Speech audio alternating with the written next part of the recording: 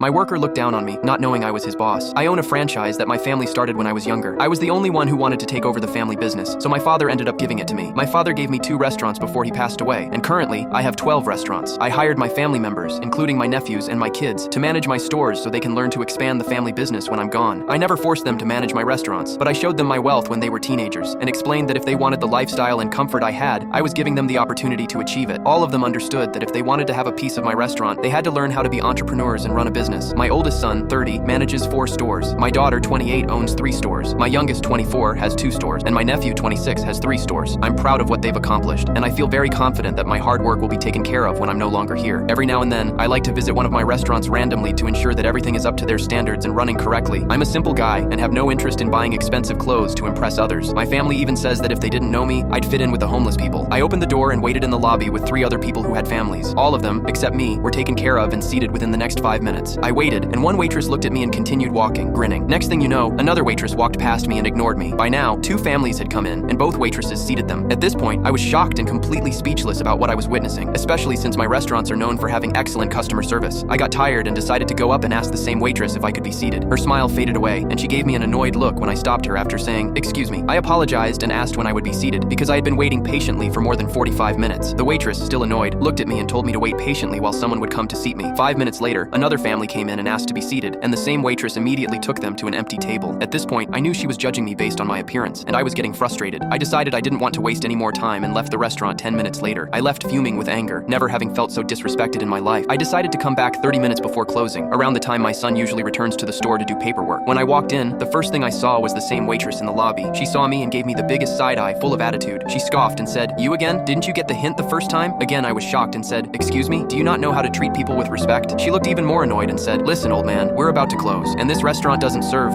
people who dress like you." I was completely speechless and angry, to the point where I even started getting mad at my son for hiring this girl. I had had enough. Just as I was about to start yelling, my son walked by and said, "Dad, what are you doing here?" I looked at him angrily and said, "Who the hell is this girl? And how the hell did you manage to hire someone so disrespectful?" My son, already looking worried, tried to calm me down and then turned to the waitress. In a quiet, serious tone, my son looked at her and said, "My office now." I had some time to calm myself down, and as I walked into my son's office, I looked at the waitress and said, "I want your friend here too." I hadn't forgotten about the other waitress who also ignored me when I first sat down. My son, sitting quietly, then spoke. "Do you realize that this man is my father, who owns all 12 of the restaurants in this city?" Both waitresses were silent until they started apologizing. I cut them off mid-sentence and said, "Save it because they are getting fired."